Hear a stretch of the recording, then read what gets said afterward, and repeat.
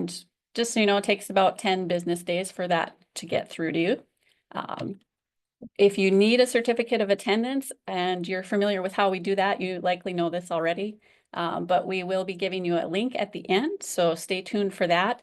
You'll have to complete a SurveyMonkey survey in order for you to get that certificate of attendance.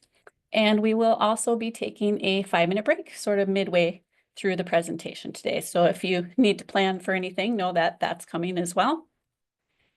And so the way that we've come to develop this meeting today is really to give you my best experience of how it got to be. So how did I get to wanting to share this information with you about meetings that work and navigating difficult situations?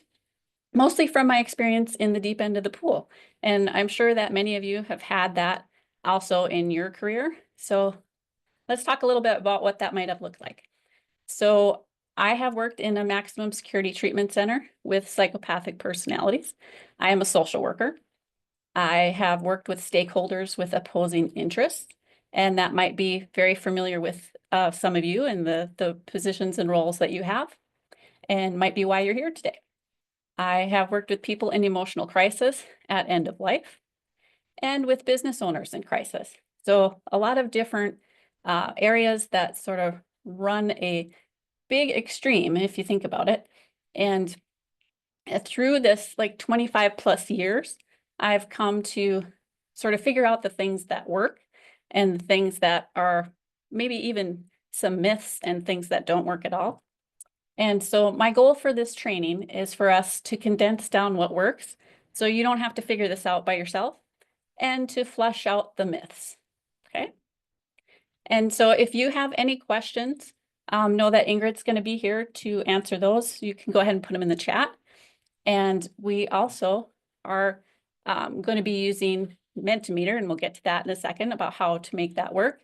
But one of the things that we're not going to cover today, just so that you do know, is anything that relates to physical de-escalation techniques. So if we're talking about a show of force, when somebody is beyond influence, right, and somebody is beyond being able to diffuse the situation, we're not going to be talking about that today.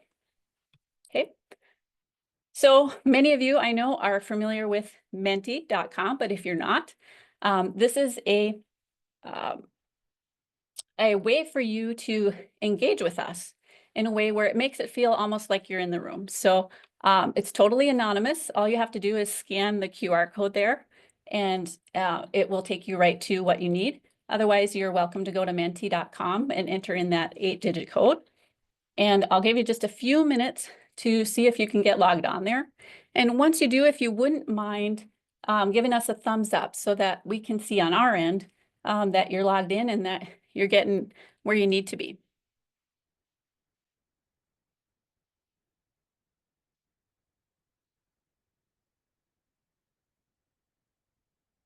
And please do know too that as we go through the presentation, if you find that you get kicked out or you need this QR code brought up again, just go ahead and send us a question in the chat, and I'm happy to bring it back up.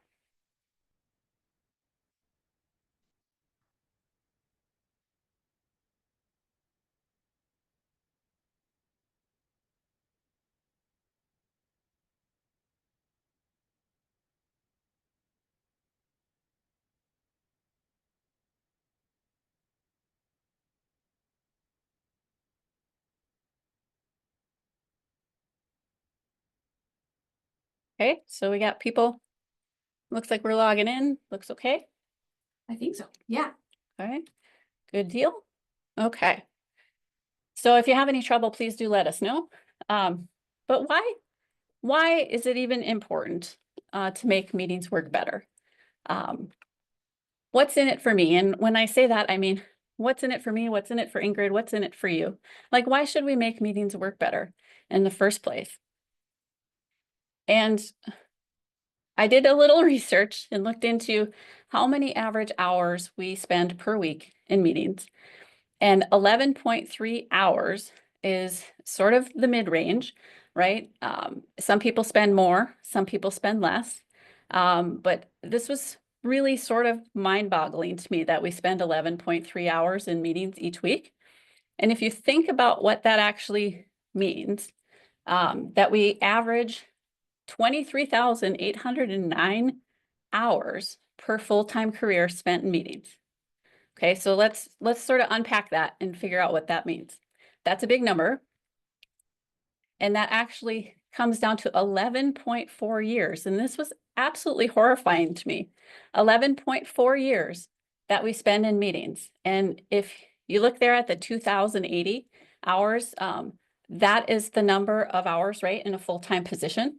So when you're working for a full-time in your position for 1 year, that's 2,008 hours.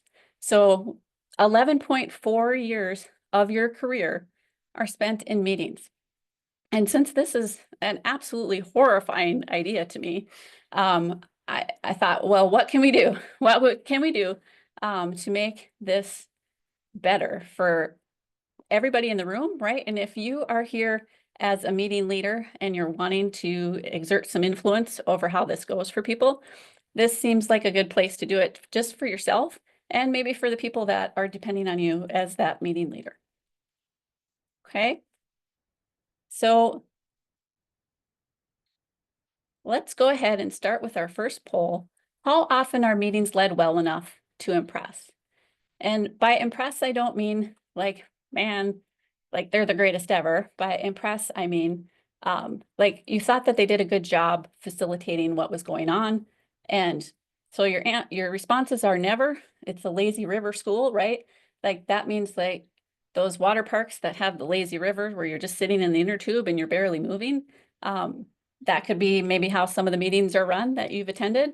Barely ever, like it really hardly ever happens that meetings are led well. Now and then seems like what most of you have experienced, and routinely. And it's the routinely part that we're hoping to try and improve on, that this just becomes more normal for you guys, that meetings are led well enough to impress. Then when you leave it, you're like, man, we got a lot of stuff done, right? It feels like we're moving forward, that this is how a good meeting should go. Okay, so thank you for your responses there. Okay, so on top of that, right, those are just regular old meetings. Let's sprinkle in some difficulty, right? That's what we're here to talk about, those difficult situations. Okay, so this was that question that I had up before we had you enter into the webinar. Conflict is difficult because of R. And please go ahead and rank where you think that these 5 things fall. What seems like, the most important to you, that should be a number 1. What is least important, that should be a number 5, and then in between.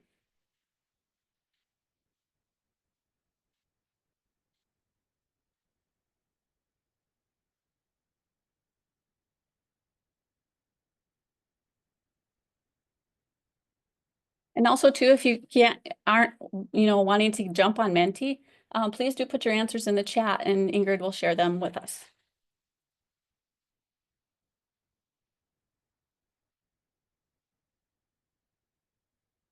I'm still reeling from the 11.4 years.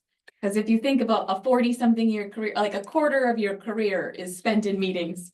I know, it's horrifying to me. That seems like way too much I know. time, especially if they're bad meetings and unproductive Right. meetings. And that's how I would have answered myself, is that most of the time they are bad meetings. Yes. I'm not impressed Yeah. myself. Okay, so I know this one takes a little bit more time because you're sorting 5 things. So thank you for considering it if you did before we came in.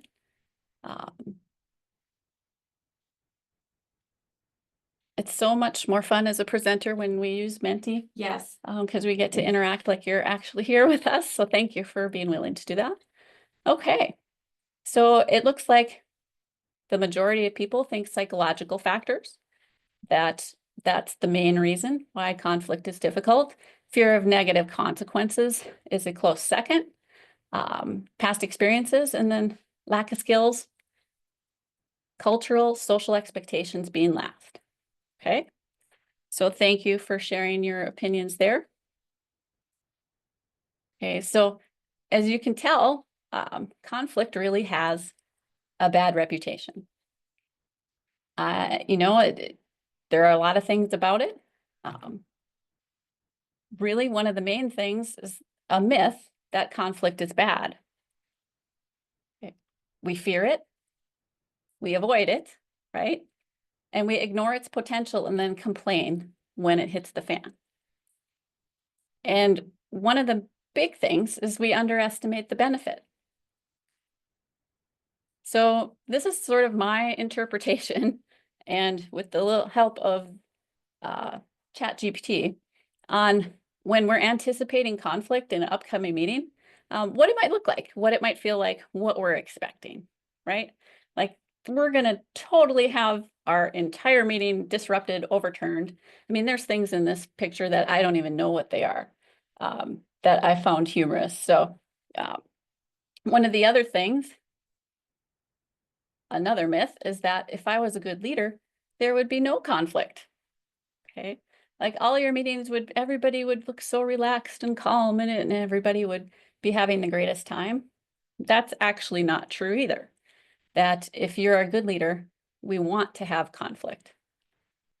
Maybe we don't yet, but that's what we want to consider today. Okay, so today, let's start to rewire how we see conflict. Why do we need conflict in the first place? It really is because we need it to grow. We need it to push ourselves. We need it to sort of figure out where we're getting stale and how we can build a muscle that we don't have yet because we have somebody else making us better. And so we sort of need that edge to help keep us fresh. It's kind of like making a muscle too, that you can't do that without extra effort, sort of breaking it down and building it back up. It works the same for our own skills and our own ability to do things. And what I found is that it's not usually the conflict itself that bothers us. It's more about the volatility and the handling. And so let's think about that for a minute, that if you had conflict where you could count on it being handled well and the volatility was turned way down, would it matter to you if you had conflict in your meeting? Like, if you just started to get used to the fact that, well, we can handle conflict well, it starts to be where it doesn't matter that you had the conflict. It just matters how it's handled. Okay, so we can actually get desensitized to conflict and maybe even welcome it to where we don't feel like we're going to have a mad rush of, something horrible coming into our meeting, that maybe it's something that we feel more and more confident that we can deal with, and that it might actually make our process better or even our team better. Not just us, but our team and the way that our team functions. Okay, so what we're going to talk about today is the volatility of the conflict is what we're trying to change. Okay, that's the part. Okay, so is avoiding conflict good or bad? Well, it really depends on what you mean by avoiding. Okay, so let's talk about what that means. So if you are intent on prevention, yes, avoiding conflict is good. And so we'll talk about what I mean by prevention. But if you're avoiding conflict in a way where you're sidestepping real issues, right? There's something that you're not addressing, maybe you're ignoring something. That's not what we're talking about at all. That isn't good. Okay, so there's a big difference between the two. And one of the most important things to remember is to pick your battles. So accountability to be open to feedback matters. And what I'm talking about there is that it's the other person's ability to be open. So in the moment, and we'll talk more about this as we go, if you're finding that somebody is not open to your influence, that is a reason where you need to consider if you even have the ability to influence them at all. So working smarter, not harder, is going to be the best advice. And when we talk about conflict, and by the end of today, you will understand what that means. And our goal is to dial down the volatility. So we're not looking to eradicate conflict from our lives. We want to welcome it, but we do want to influence our ability to turn that dial down and How do you do that? Okay, so early intervention is one of the ways that we're going to talk about working smarter. And that's how you take strategic steps to prevent conflict. And those strategic steps actually involve soft skills. And so I know we're on the same page. Hard skills, right, are your technical skills, and soft skills are those interpersonal skills. Okay, and early intervention is where, if you look at that red line on the far right there, that is the unwanted behavior. So when something hits the fan, that red line is when it's all up, everything's going horrible, right? Something's hit the fan. Early intervention is where you want to go, where you see that star, and you want to have some ability to influence where if you're further back from that red line, before it's gotten as bad as it has, that's when you're going to be able to influence it from not happening. I mean, think about it, if it's already happened, like that's the most difficult position to be in to manage volatility with conflict, because it's already happened, right? You haven't been able to influence their decision-making or how they feel at all. You've already had the eruption of unwanted behavior. So our whole premise today is that we want you to consider, how can you break that chain of those earlier behaviors, thoughts, feelings, opinions that build up to the behavior. So if you can intervene, a few links back in the chain, maybe it'll totally break the chain and you won't even get there. So we're going to talk about how you can do that. Okay, well, I've heard this before. Have you heard this, Ingrid? Yes, many times. That's not how we do it here, right? We don't talk about early intervention. We don't talk about, things that might involve soft skills. A lot of times, and I've heard this so many times in the work that I've done, that using soft skills makes you look weak and that it's too soft to be taken seriously. Okay, so that's a position. Let's look at it. And that misguided views that soft skills are not worth our time, right? Just another way of saying that that's somebody else's issue. I do it my own way. Soft skills might be seen as optional, right? I do not need this to excel at my job. Maybe other people use it, but I don't. I see that a lot of times with technical people, especially technical people who are really good at their technical job, that they're like, I have this skill set and I don't need that other skill set. That's not something I need to do my job. I just want to crunch the numbers. Right. These are common viewpoints, right? And I want you to be good at your technical skills, but I want to talk about and address the idea that they're not needed to excel at your job. Okay. And a lot of times that'll go along with, you either have it or you don't. So either you're just naturally good at soft skills, almost like you're born with it, or you don't. And in some ways, this gives us permission that if we're not born with it, we don't need to seek it out, develop it, exercise that muscle. Okay, so why are soft skills so hard? Why would people sort of want to avoid them, think that it's not their thing? What I've come to find out is that we don't prioritize them, right? This isn't something that I need. I'm going to focus on my technical skills. We expect gimmicks or tricks that work like magic. And this was something that I was even guilty of before I got out of graduate school, that there's going to be some mythical, mystical, magical thing that if I only knew, right, I'd just be able to say these few words and everybody would respond like magic. And it actually doesn't work that way. I wish it did, but it doesn't work that way. Okay, so we want shortcuts. We crave shortcuts. And it's a misunderstanding of how soft skills work, that we think that we'll be able to just use something that just works like magic. So Lisa's got a great question in the chat. She asked, what are some examples of some soft skills? Okay, I'm glad that you asked that question.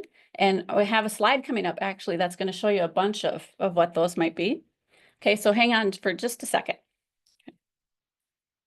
Okay, so one of the other things that makes soft skills so hard is that we wait too long to intervene. So if we go back to that red line on the early intervention graphic, If you wait until after the behavior has happened, you have set yourself up to have the most difficult time dealing with conflict because they've already exploded, right? That's already the thing. They've amped themselves up, they've made a bad choice, and now you're left to clean it up afterwards. You're putting yourself in a position that makes it the most challenging way to intervene. So we're going to talk about what do you do instead so you don't even get there, okay?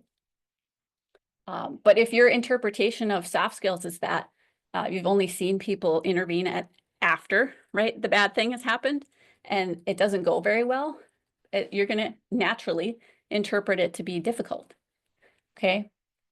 We might not know what good looks like, right? If you grew up in a family that didn't, do such a good job at soft skills, I have one of those families. You might not know what good is supposed to look like until you start to see it work effectively, okay? That's okay, that happens to people, and you just don't know. But what ends up happening is that we settle for mediocre, we settle for meh, right? Or what we don't know, if we're sitting in a meeting and it's not going that great, but this is what we're used to. What happens is it just becomes normalized and it's actually abnormal, but we don't realize it. Okay, we don't realize that the people around us aren't handling their soft skills the greatest. And then it just starts to become the norm for our group. Okay, one of the other things might be that we don't believe that soft skills can be learned. And ultimately, if you think about all the things on this list, it surely looks like we don't value them enough, okay? And that might be one of those societal expectations or cultural things. But here's something that I want you to consider. Or do we? Okay, so to your question, these are some examples of soft skills. Okay, so in the little word cloud there, building rapport, having empathy, good listening skills, right? The ability to influence, resolving things. I came across, I actually built this word cloud because I was reading a book, and I like crime books. So I was reading a crime book and they were talking about FBI hostage negotiation techniques. And I was like, wow, these are like basically soft skills, right? And FBI hostage negotiating sounds a whole lot cooler than using soft skills. But they overlap so much that there really is no difference. This essentially is a list of soft skills.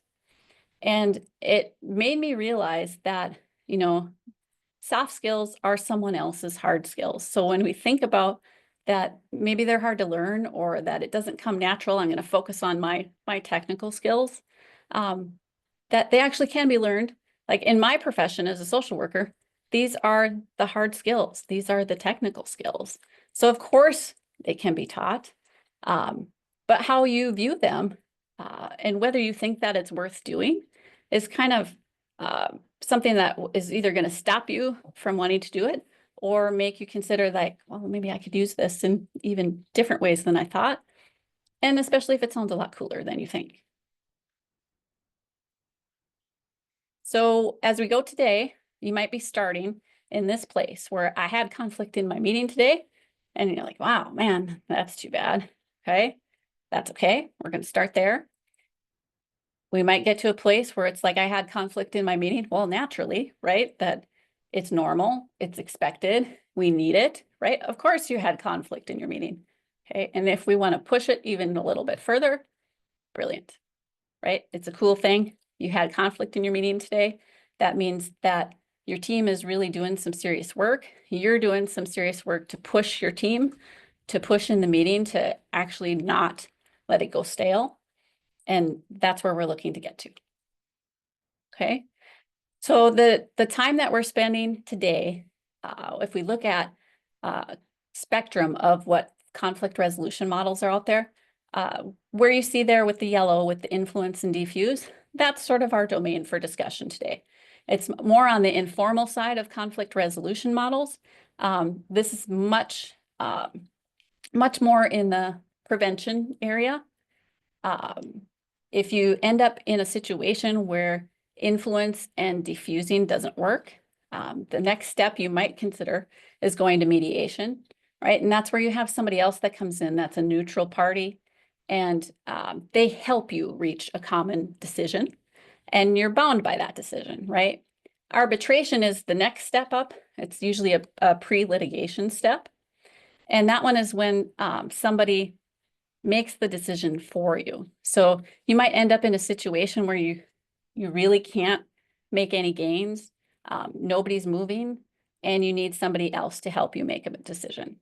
Today, we're going to focus on influence and diffuse, which is where most people want to start, honestly, because it's least expensive, right? It relates most to our ability at work when we're in meetings, that we're going to try and influence and diffuse first. You know that it's probably escalating into something very serious if you have to enter mediation or arbitration. Okay, so let's look at how do we create this influence. And our influence opportunities are timed very well for before the meeting, in the meeting, and after the meeting. And that's how we're going to look at the skills for today. We're going to talk about what you can do in each of those areas to have influence, and how to set yourself up to succeed so that you're doing the right things at the right time to use as much influence as you possibly have, so you can prevent things before they hit the fan. Okay.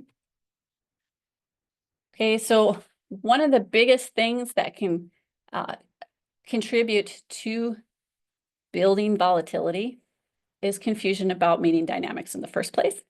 So let's start, just to make sure, we're going to review some basics to make sure that we really understand where our influence lies when we're leading a meeting.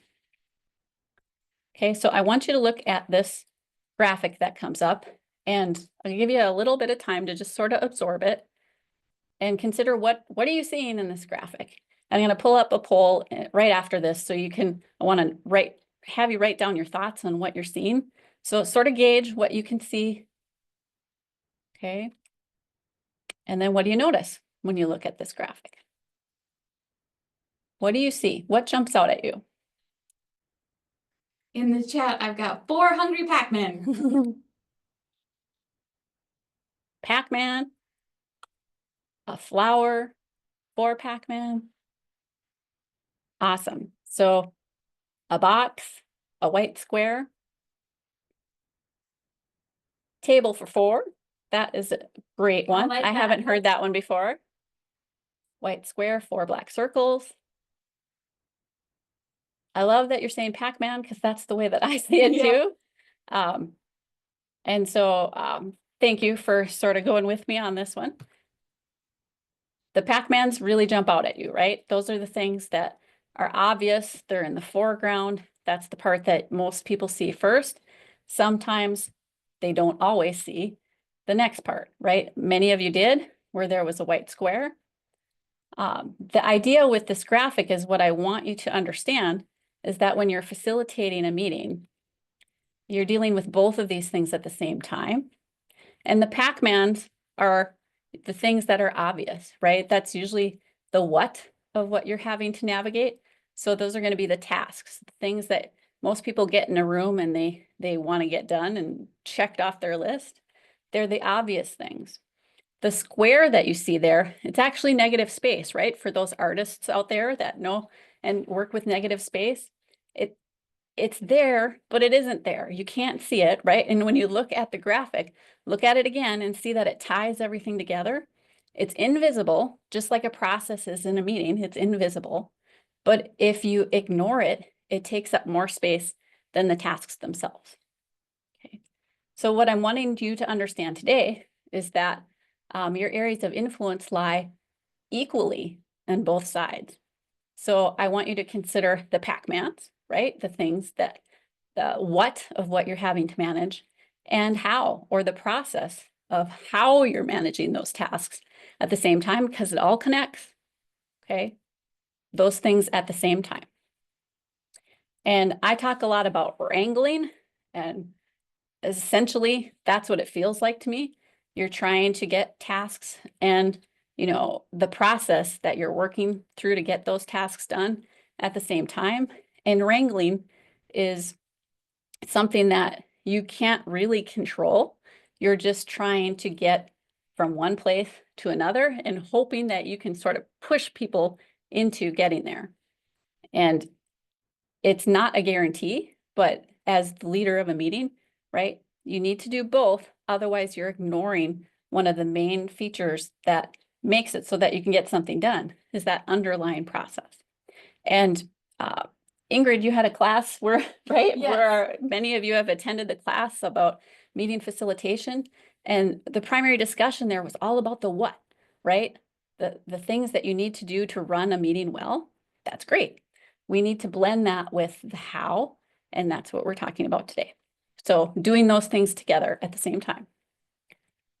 Okay, so this is another one of the meeting basics that I've seen that causes a lot of confusion, is who called this meeting anyway, right?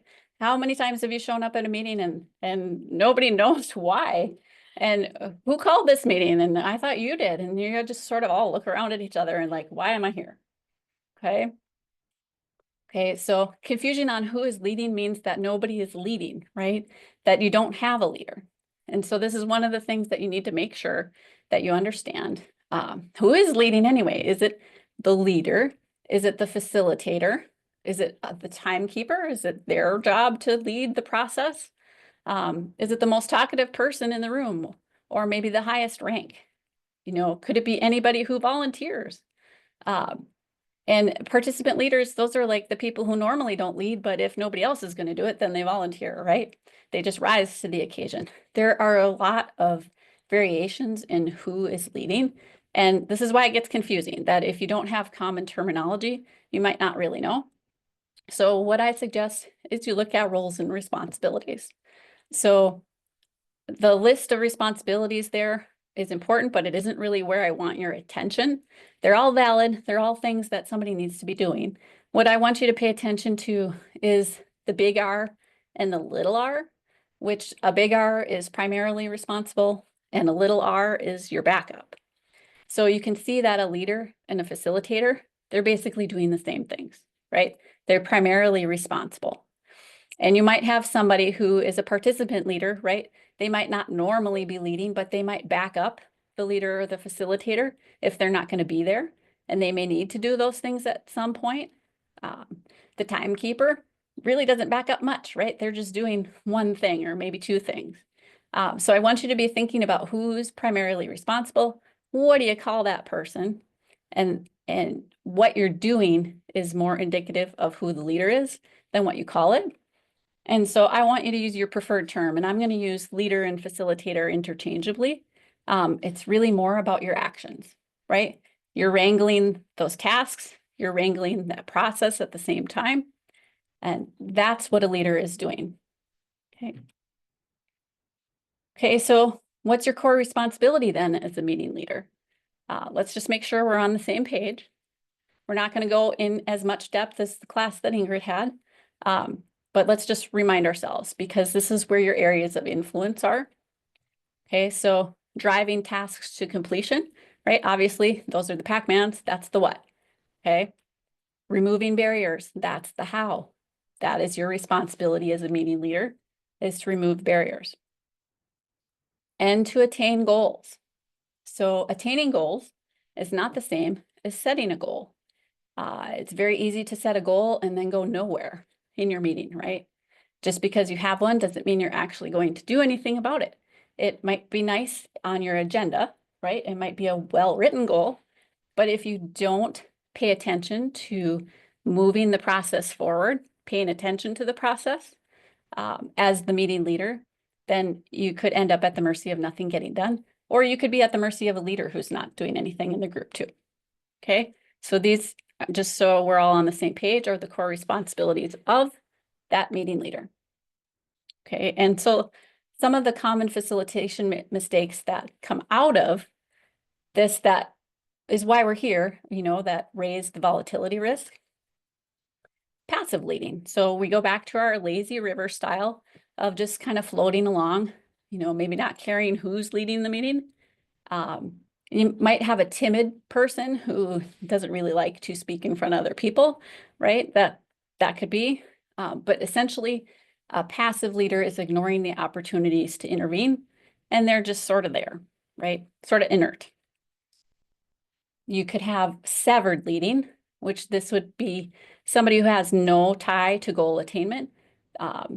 They might have a goal, but they're not trying to create that forward momentum. And they're really ignoring accountability as the leader for driving somewhere. And then task heavy leading, where you don't consider anything in the process. You're just there to check things off the list. And this is one of the things that I find as the biggest mistakes, is because we don't understand that process is a thing. So meetings will be mostly focused on checking off tasks and ignoring anything else, right? Like that's not something that we deal with here. Okay, so why do we care? Why does this even matter? These mistakes are important to understand because ignoring them will raise volatility. What they do is they provoke negative emotions in other people, so that could be confusion, frustration, and tension. And what that ends up looking like is it could be people leaving the meeting and sort of like grumbling to each other, and then it just builds and builds and builds. Or it could be, somebody in the meeting just can't take it anymore, right? And that you as the leader have now contributed to the volatility getting raised when it's actually your role to lower the volatility. Okay, so we don't want to do these things by accident. Okay, so how you act, right, as the meeting leader, you control that dial for volatility.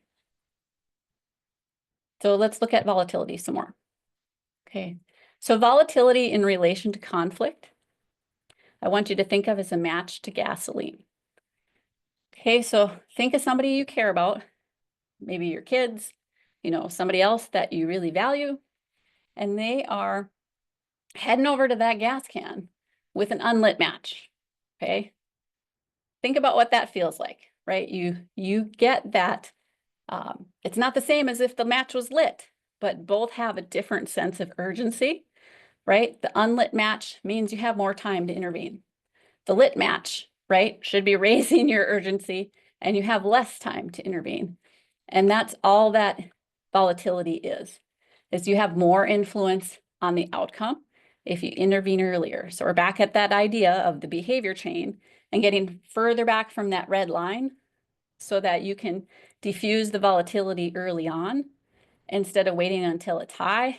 And it's like the most difficult thing you can do to have influence over once it's already high. Okay, so what do we mean by volatility factors? So one of the first skills when you're looking at before the meeting, I want you to consider is to anticipate barriers. And that's what volatility factors are. So I want you to anticipate, what is the potential to inflame conflict and become a barrier, like when I get to the meeting, like what has potential to do these things. So conflicting personalities is something I want you to consider, right? This isn't going to be something that sounds unfamiliar to you. I'm sure you've been in situations where you have people in the room that they just butt heads, right? They just don't get along. And of course, that has the ability to inflame conflict and raise volatility. Emotional charge often connects to conflicting personalities. That butting of the heads can raise some emotional charge, or you could have people that get along great, but there's no emotional charge to what they're doing. Sometimes you have conflicting personalities and there's no emotional charge to what they're doing either. They just agree to disagree. It just depends. You need to decide if it's going to have any emotional charge to it. You could have somebody just coming in hot, right? Where you need to anticipate if that's going to disrupt your meeting. Urgency is something that for some people is really difficult. And if you combine it with any of these other volatility factors, it really creates a situation where the volatility can get raised, that dial can get turned up, and stakes as well, depending on what it means to somebody else. You don't want to underestimate what it means to them just because it might not mean something to you if it has the potential to raise the volatility. Okay, so these volatility factors are something where I'm wanting you to consider, like literally ask yourself, this question before you're leading your next meeting. Will there be pushback? You know, are you discussing something that you anticipate there's going to be pushback about? And a way to help understand that is the 5 W's. So that would be what, when, where, why. Was that 5? What, when, where, why? How? Maybe? Who? Who? There you go. And you want to identify who you think is going to be an issue in your meeting. You know, is there a particular stakeholder that's coming to your meeting that you know doesn't get along with somebody else, or you know they always have a hot temper, or they just don't like this issue that you're discussing? Reviewing what you think is going to happen with that person and identifying the volatility factors, right, will help you sort of create an assessment of how much pushback you can expect. And then what do you do with it once you have that assessment? It helps you predetermine how you will address it. So as you identify what the pushback is going to be, create talking points so everyone is on the same page. So this is actually a really great way to deal with if you're going to have an open forum in a public session where you're expecting Q&A, and maybe you've had times where somebody asks a question where you don't have any idea how to answer it. If you were to anticipate pushback to a situation that you're discussing at your meeting, right, that would go on a list of questions that could rise from getting pushback.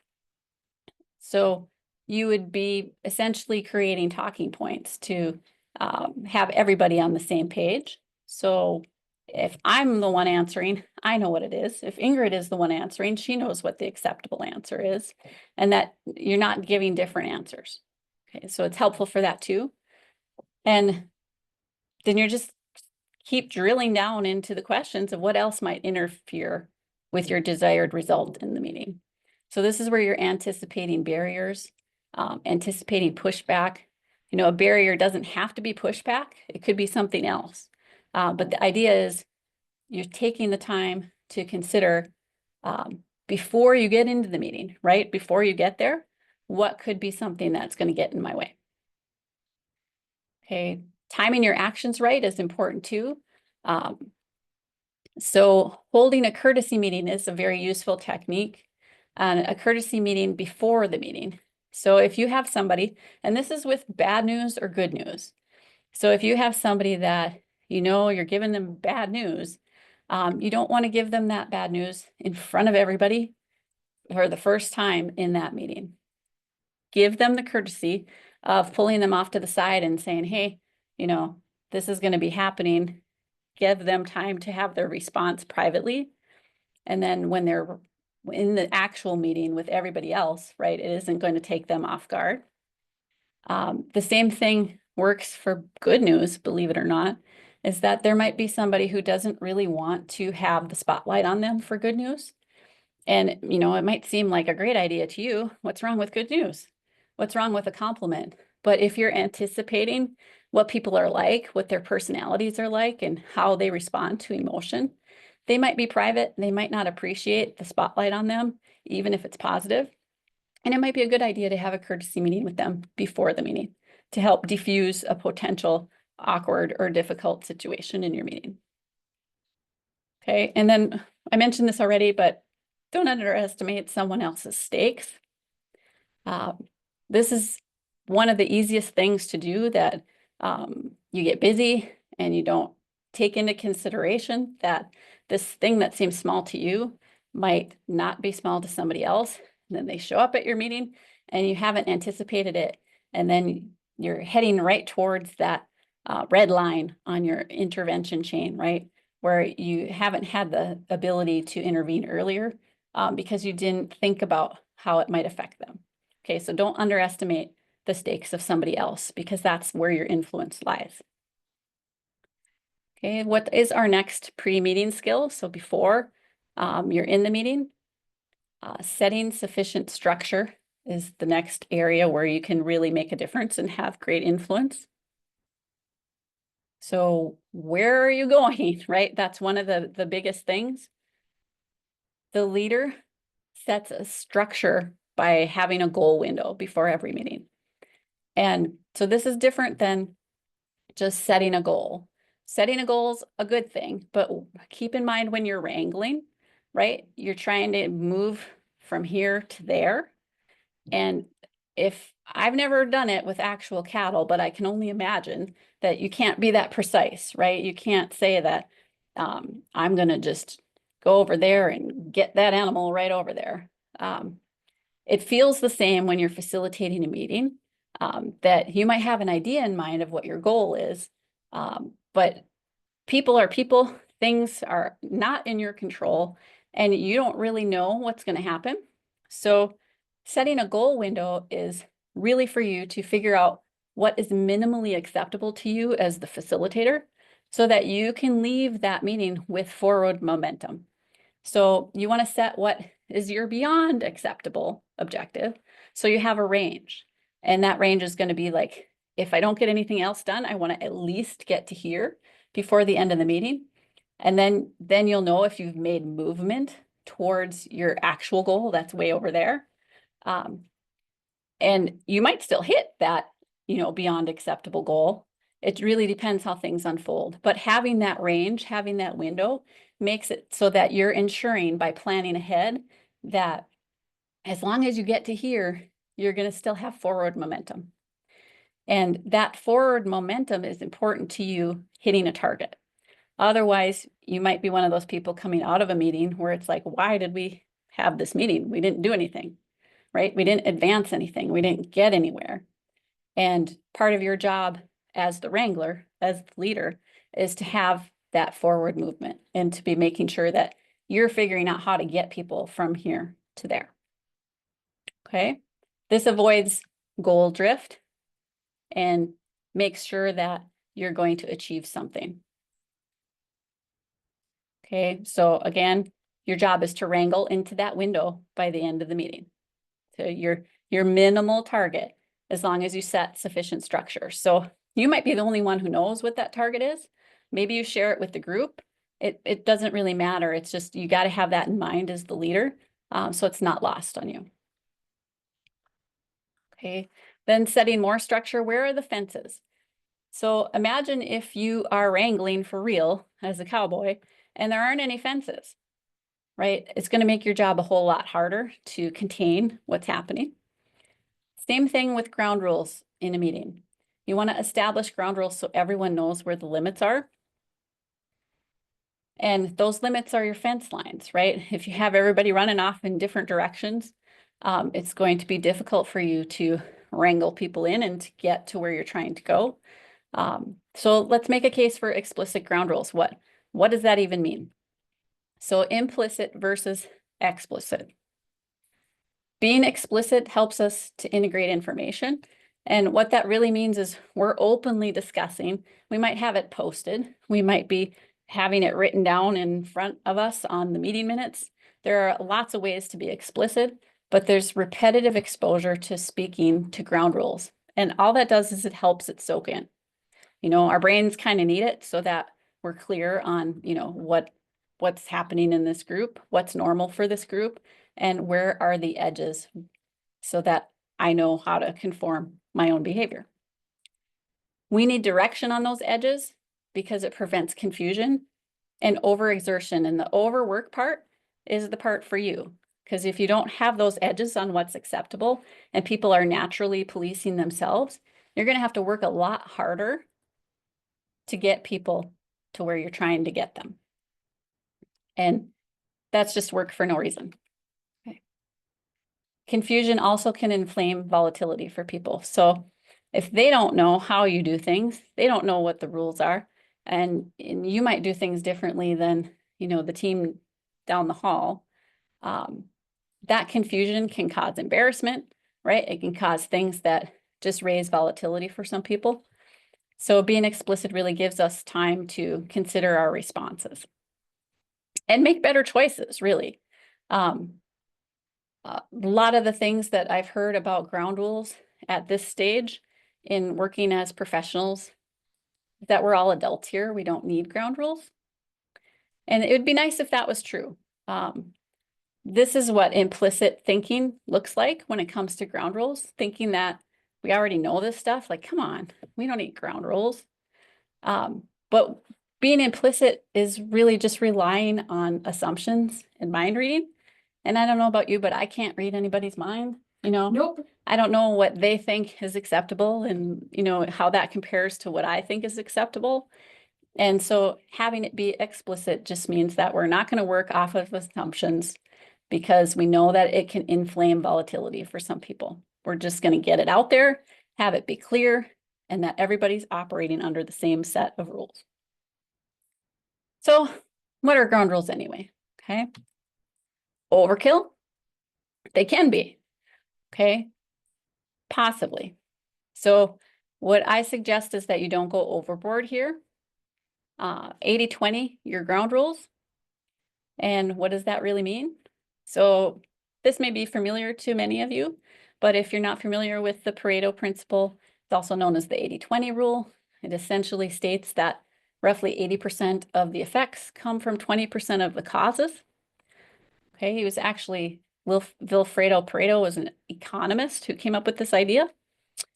And all this really means is that when you're setting your ground rules to address your top concerns, it just means look at your top 20% of your historical issues. Like, are people being really disruptive? Are they talking over each other? Are they, you know, like looking at their phone most of the time? What historical issues have been your biggest pain points? Look at those. It could also be, what are your top 20% of your anticipated issues?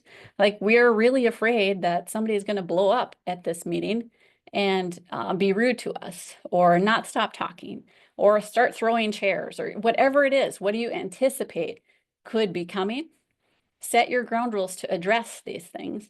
And it could be a mix of both. So it could be historical issues, could be what you anticipate, what you fear could be an issue. But this is where you set your ground rules.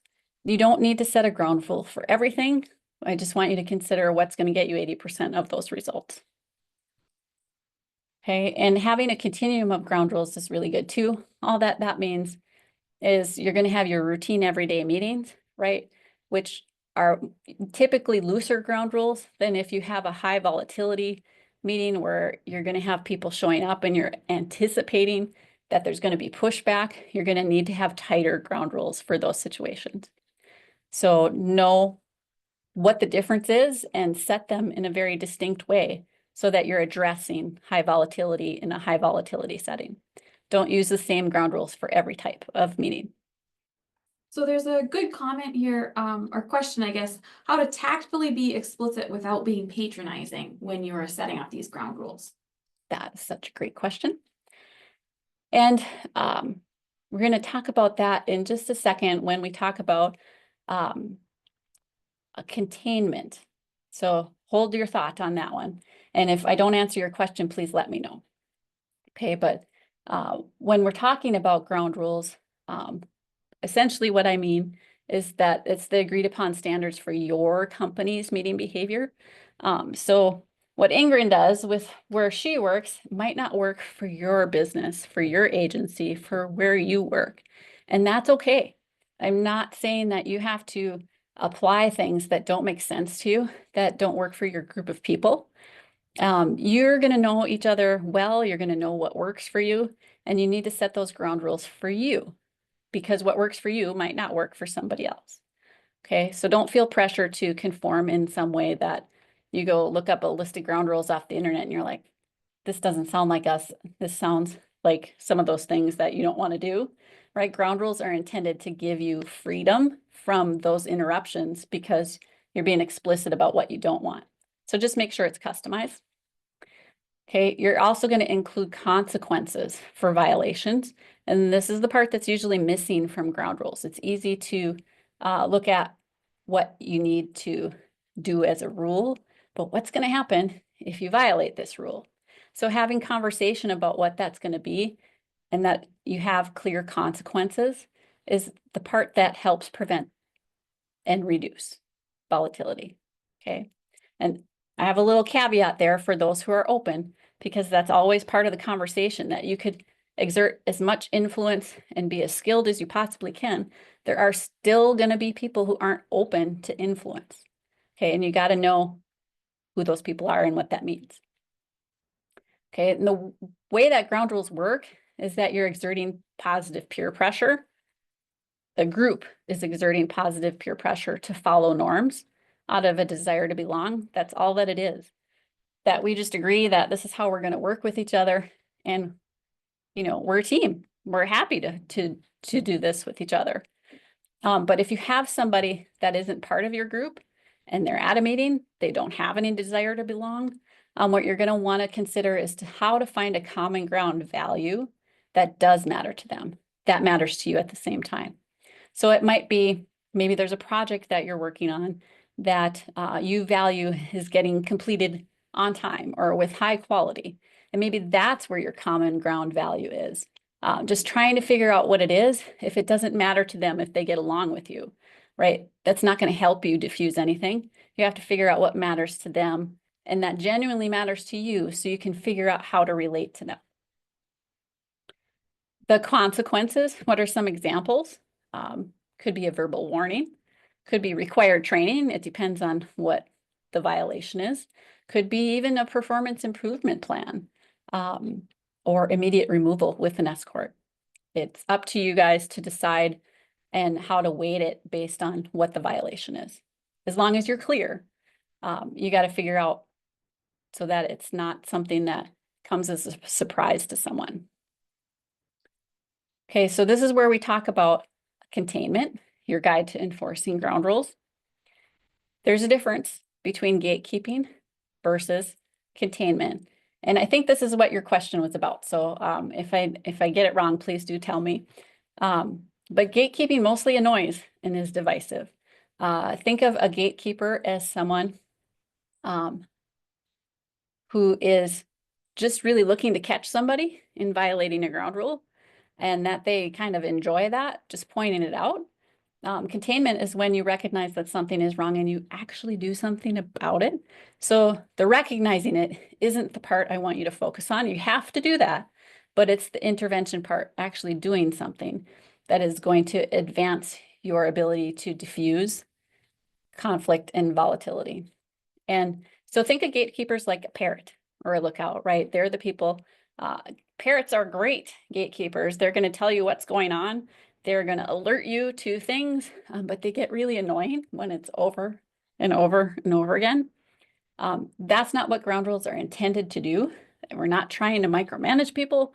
We're not trying to hold them accountable to every little thing. That's why you want to 80-20 your ground rules, so you're not micromanaging people into the ground. Containment means you're a change agent. You're actually going to do something to hold somebody to your ground rule. There's a big difference. Okay, so going beyond alerting, right? You don't want to be that parrot. You want to figure out how to move past that. And that's usually the part that is divisive and is annoying, is if you have somebody that is just pointing things out.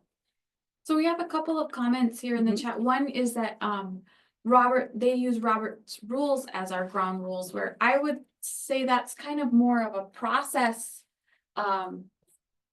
That's maybe more like what you're doing than not really how. Like you could use Robert's rules of orders and still have people be rude to each other, still have people distract from the meeting, still have people on their phones, all of those things, even if you are strictly adhering to Robert's rules. Absolutely. You can be great at Robert's rules of order and have people that have behavioral issues in your meeting. And that's the difference, is that Robert's rules helps you open a meeting and get to the end of the meeting to complete your tasks. But it's these things that come up in the choices people make and how they're going to engage with you in your meeting that can be disruptive and raise conflict, volatility. Yeah, so thinking of public meetings that have just gone off the rails, and it happens all the time. Yeah, right. And so Robert's rules of order might be useful to you in a sense of you can plan to tighten your ground rules for that situation and have a set response of how long you're going to let somebody speak if they go off the rails. right? And that it's just agreed upon and you have a way to easily intervene and say, I'm sorry, I'm going to interrupt you if, we're not going to give you the ability to be rude to people in this meeting. And that you have a distinct way to address things. It gives you some structure to start with, but you have to be able to anticipate if somebody really has a disruptive behavior that's rude, aggressive, passive aggressive, how will you respond? Because Robert's Rules of Order don't give you that specific of information. Okay. And then there was another good question. How do you have explicit consequences, clear consequences for somebody that's a peer that you may not have, any type of authority over? How do you have those types of consequences? Yeah, that's a great question. And how you come to build the list of consequences is important. So you're not on your own coming up with a consequence for, your coworker. Like I'm not figuring out how to consequence Ingrid, right? Because she keeps interrupting me. What you're going to do instead is you're going to come at it as a team. And so we're going to talk about this in a minute about how to build buy-in into your ground rules. That's very important to the process, that you're looking at it together as a group. It's not on one individual to figure out how to set this up, that you're actually making it so that everybody agrees and you're having discussion so that when it does get applied to somebody, you've already agreed that these are the consequences, and Ingrid knows it too. Yes. Right? Yeah, it's all before the conflict happens. That's that idea of before we get to that red line, we've already had this discussion about what that means. Yep. So let's talk more about that. Okay. So before we get there, let's talk a little bit more about containment and what that really looks like. So if you're going to be a change agent and have a containment ground rule, right? You're not being a parrot. You're not just pointing things out. This is an example of a containment ground rule. So we are all accountable to hold each other to our ground rules, not just the leader. And this is a very, very different one than most people have experienced. And they usually go, what?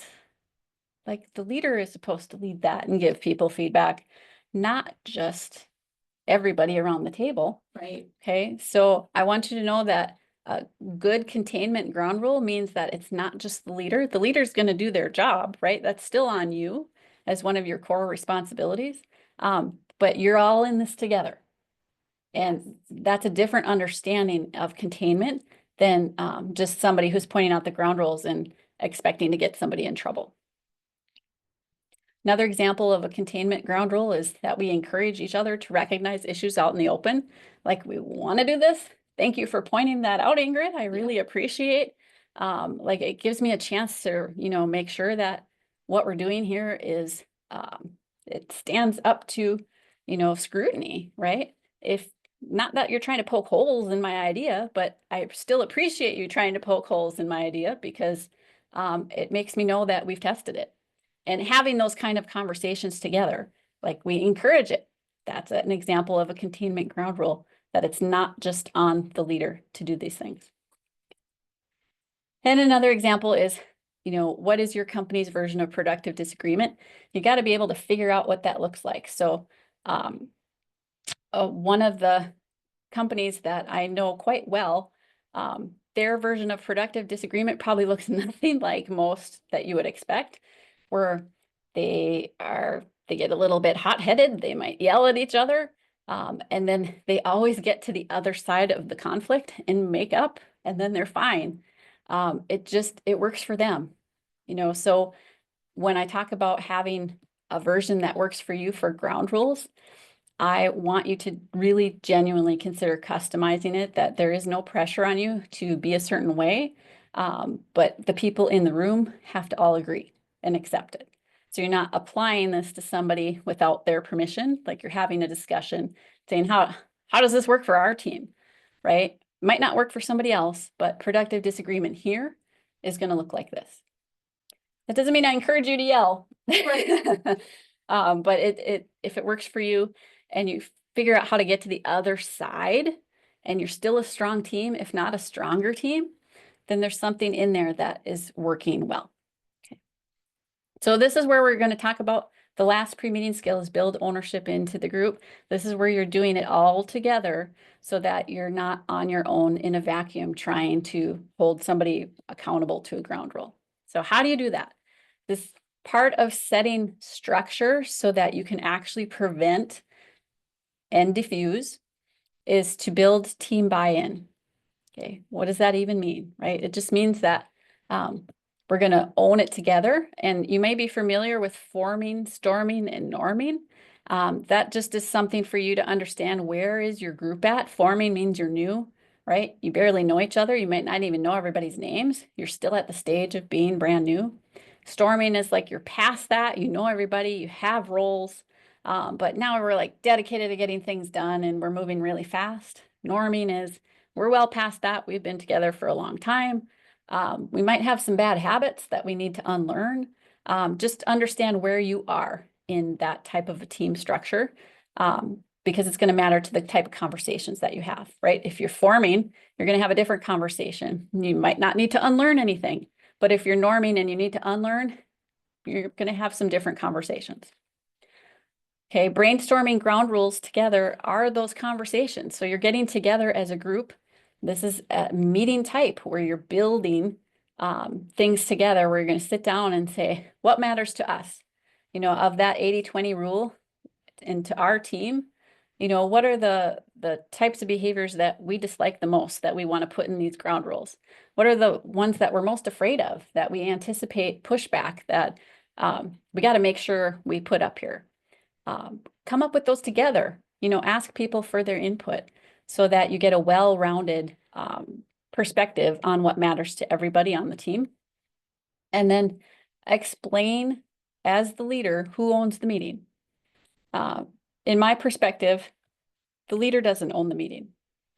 Okay, the group owns the meeting, and the leader is there to get results through the group. And you're removing barriers, right? You're driving to complete tasks. And if the people on the team don't feel like you're helping them get from here to there, like it's just your thing and only you, you're not going to be moving someplace together. It's going to be harder to wrangle them. It's going to make your job harder. So approaching it from the position that they own the process and you're there to help make it smoother and more effective, and to get your, you know, the things done that you get done as a team that you could never get done as an individual. That's what you're there to do as the leader. Ask for input in advance is a good way to do this. If I just sprung it on Ingrid, she might not be like able to answer the question of what a good ground rule would be for our team. But if I gave her a week to think about it, right, she might have some really good time to think and give me some valid, important feedback. I don't want to rush that because this is not a typical conversation that you're used to having. Ask for input in advance so it gives people time. Is it good to give people maybe some like options or examples of some potential rules, or is it better to just let people come up with stuff without any influence? Both are good, right? There's really no right or wrong way for coming up with ground rules. You can find a plentitude of them out on the internet if you want it to sort of spark the conversation.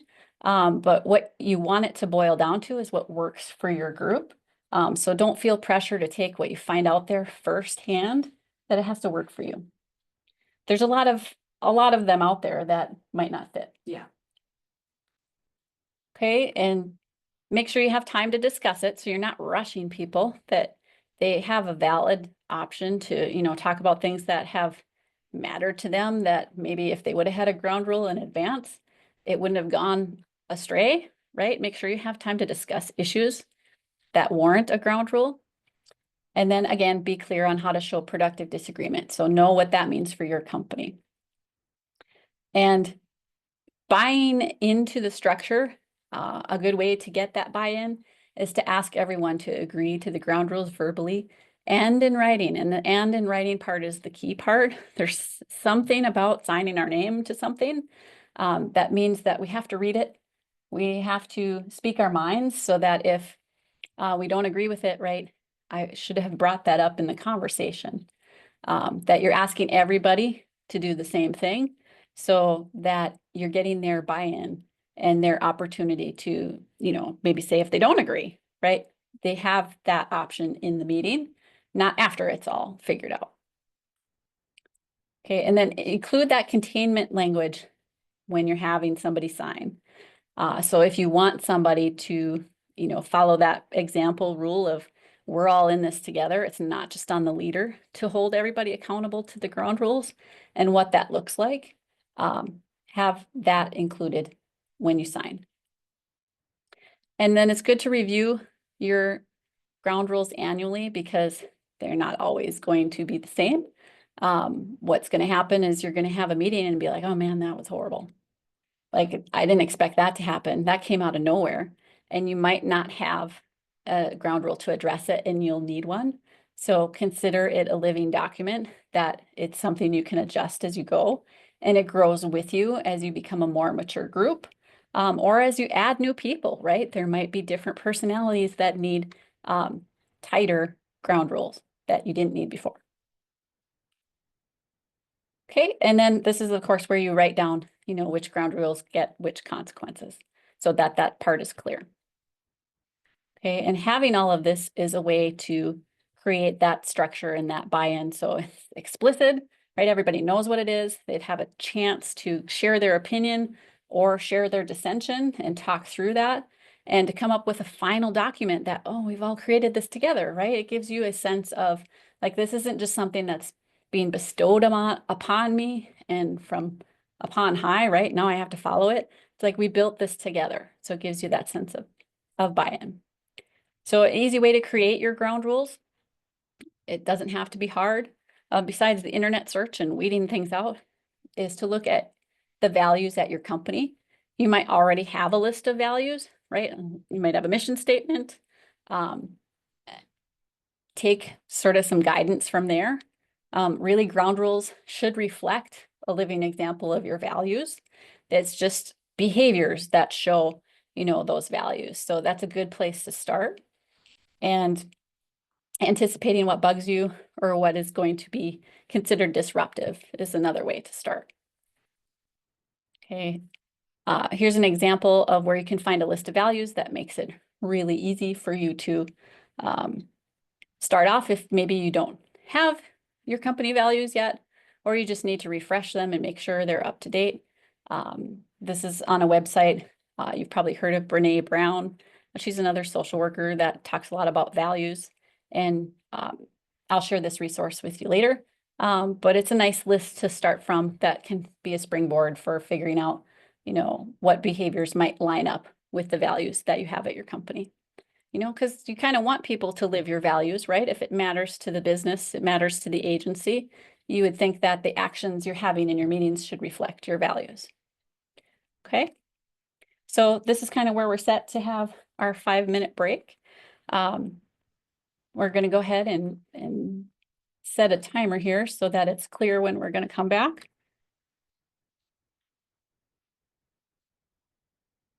And for whatever reason, our timer isn't working. So that's so funny. So we'll come back at 2:18. Thank you. I appreciate that. And I'm going to see if I can get the timer going while you guys take your break.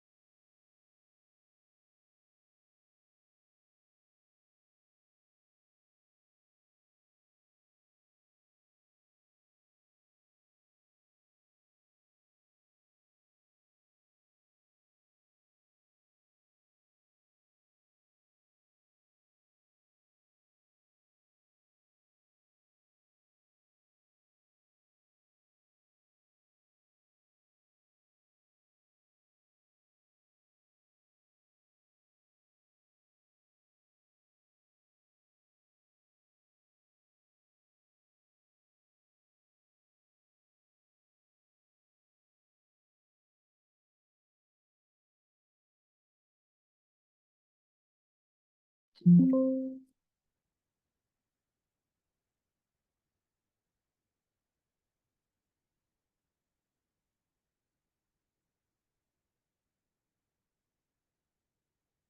welcome back from break, everybody.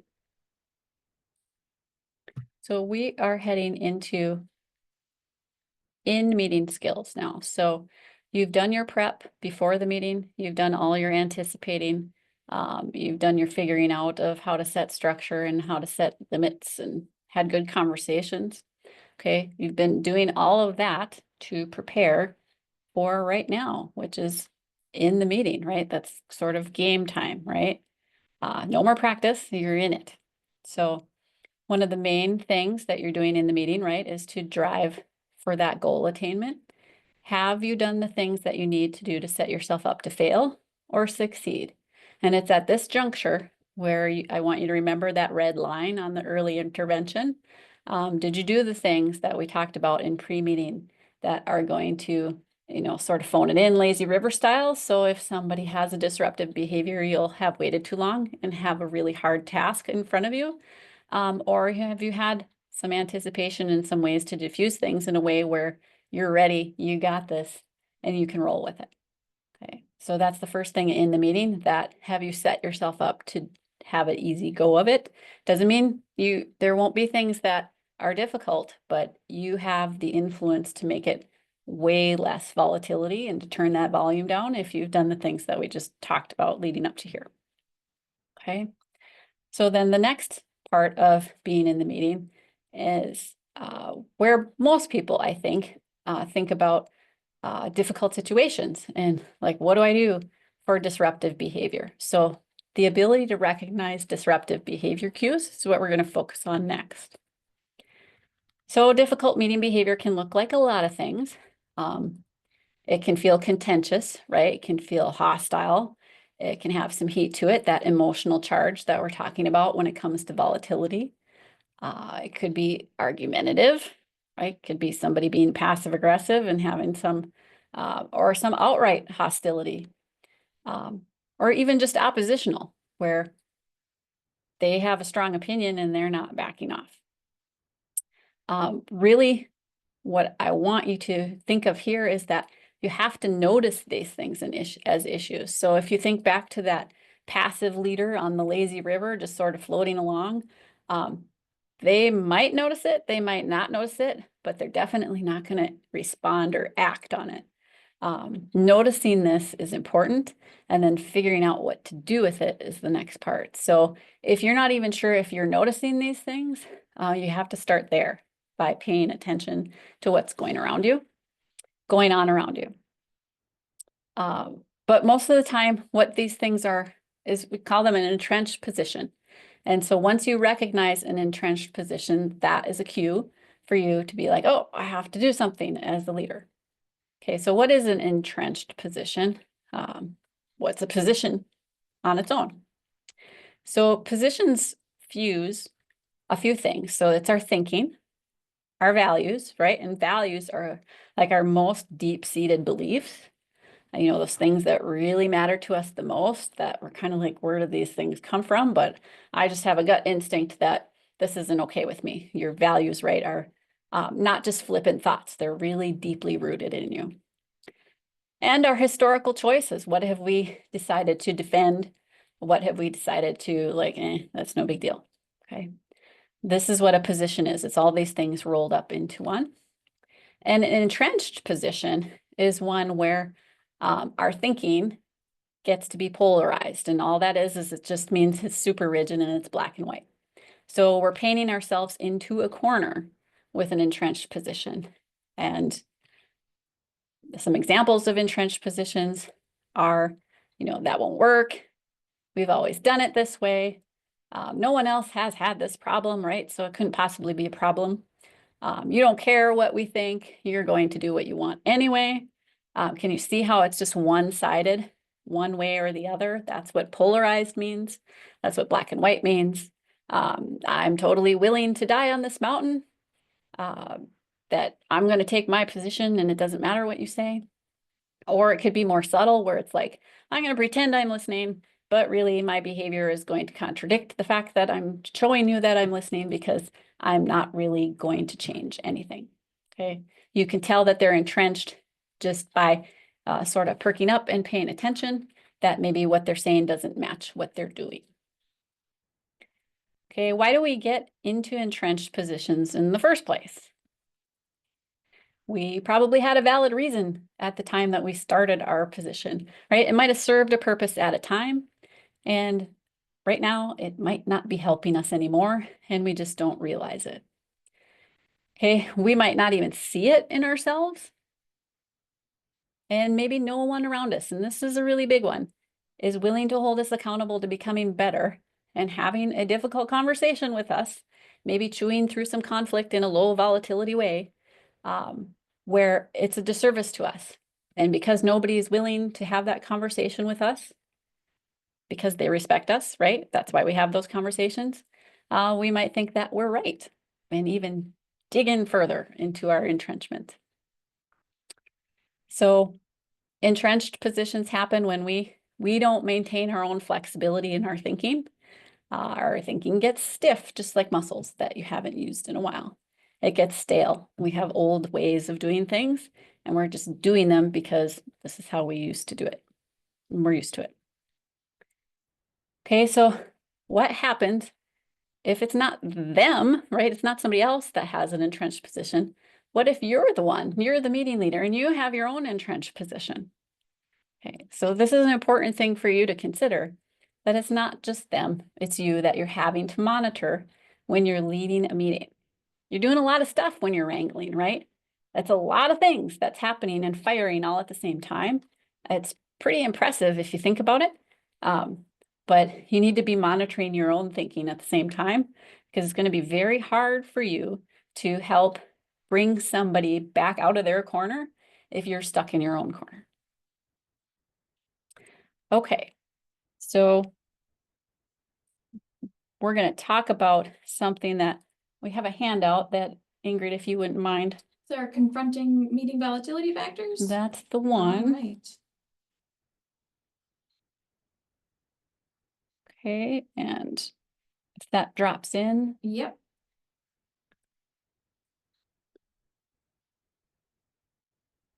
and I'm wondering why we're not seeing it on the screen. Looks like we are. Okay. Yes. So hopefully everybody can see the moving through conflict. If you Yes. can't, please let us know. But essentially what this is it's a infographic that I kind of made for you guys as a cheat sheet. So we're not going to go through it in total because you're going to get this and have the ability to read through this on your own. But I want to talk about the main things that are in it so that you have a sense of everything in one place, right? We're learning a lot of different things today. And so you have a reminder of what those volatility factors are so that it's easy for you to identify if any of them are there. We're talking about, you got to be careful to not reinforce an entrenched position. What does that even mean, right? If you notice one, your idea is that you're going to try and soften it. And one of the things that I wanted to raise attention to is that softening does not mean soft. So if you look at, this is a very important statement, that softening shows that you have enough flexibility in your own thinking. So, right, you're monitoring yourself for your own entrenched thoughts, your own rigid perspectives, that you have enough flexibility in your own thinking that you can influence somebody else to loosen their grip, right? That super tight grip that they have in being black and white, that as a meeting leader, you're going to be able to ask questions, be curious, be considerate of where they are to maybe help bring them to somewhere in the middle that works for other people. And that's what softening is, okay? It's a very important skill that if you yourself are rigid, it's going to be hard for you to do. And so when I'm talking about rigid positions, there are examples here, probably many that you have experienced yourself. And it could be someone who wants to be right all the time, the right fighter, the one-upper, right? The person who always has to have the last say. Could be a boundary pusher, right? The person that shows up at your meeting and wants to always be the one that is violating the rules, right? And they just repeatedly do that every time they come to a meeting. Could be somebody who's just chronically late all the time, or the person who mushrooms the topic into something that it wasn't intended to be, right? So there are some examples of what some rigid positions might be. And this isn't about the person. These are just sort of caricatures of what the position might be. Okay, just to give you some ideas, you might have your own too that feel free to put into the chat if you have one that we don't have on the handout. That's fine too. And then I just want you to see that there are some examples on here for scripting, that if you have things where you're not really quite sure what to say, most of the time you won't know what to say until you go through the process that we're going to talk about in a minute, which involves listening and drilling down into a root cause. But I did give you some examples on scripting just in case it might work for you or give you a place to start. Some of the highlights on this handout that I want to make sure to point out is that, right, you're using your ground rules, that you have your concrete boots on. And all that means is that when things start to go in a disruptive way, if you let it blow you over, right, you're not going to get very far. So if you're entrenched yourself and you respond to their rigid thinking by being more rigid, right, what's the likelihood of that diffusing any of the volatility? If anything, it's going to raise the volatility. And so if they keep going, right, they're like a tornado. One of the best suggestions ever made to me was to keep your concrete boots on, right? You're just grounded in what's happening and nobody's going to knock you over. So if all you have to do is remind yourself that you need to do that, and just think of that in the moment if you find yourself getting overwhelmed. We have the example of the early intervention graphic there. So it's an easy reminder for you to keep sort of an idea of, you don't want to wait until the red line. You don't want to wait until everything hits the fan. You want to figure out how to intervene before then. On some of these more examples of rigid positions, somebody who is a perfectionist, right? Or maybe they're too cool cucumber. Maybe they don't participate at all and you need their input and it matters to your team. And if they would speak up, maybe you need to address it directly. There's a wide gamut of difficult, rigid positions that maybe you've seen, maybe you haven't. Okay, and then one of the other things I want to call your attention to is I mentioned several times about if somebody is open to feedback, whether you have the ability to influence them, you know, or you have the ability to prevent or diffuse. This graphic of the evolution of somebody becoming a zombie, that eventually, if you notice that that they're not open, right? Openness and influence requires that somebody is able to think rationally, that they have a willingness to be open. And if you find that you're leading in a situation where it's evolved out of them being open, that's an important part for you to recognize, that when you're picking your battles, you have to be able to distinguish between those that are going somewhere and deciding that, wait a minute, I've tried all these things and it hasn't worked. That's a different animal. Okay, so you have to be willing to figure it out as you go and assess and switch tactics in the middle if you need to. Okay, so let's look at where it might go then. And we're going to talk a little bit more about this in a few minutes, but engaging your situational awareness is important. So if it's getting out of your domain of your ability to influence, there's no way to prevent, they're not open, they're not responding to things that a rational person would respond to. You might need to do some things that tighten down on the ground rules that you've thought of in advance, that what if this happens to me, right? So we're going to talk about that a little bit more, but it's on the handout here, so it's easy for you to find if you need it and you're in the middle of a situation. Okay. Okay, so if we switch back The softening does not mean soft. That is just something that I want you to keep in mind, that a lot is dependent on you as a leader, that you have the ability to recognize in yourself if you're holding too tightly to something, because if you're not able to meet somebody halfway, it's going to be hard for you to help somebody get to a place where you're turning down that volatility. Okay. One of the next myths is that each of these positions is special and it needs its own response. So that's one of the things when we talk about that we think that there are shortcuts, right? That we just expect that there's some easy way out of this. None of these positions are special, right? You don't need a unique response for each of these positions. That's why I sort of talk about them generally. Even though there's a great variety in them, you don't need a special tool for each type of entrenched position out there. Really, it doesn't matter. You're going to start in the same place every time. And this is the part where it gives you influence and it makes it easier for you because you're falling back on a skill, the same skill over and over, no matter what the volatility of the situation is, you're going to start in the same place.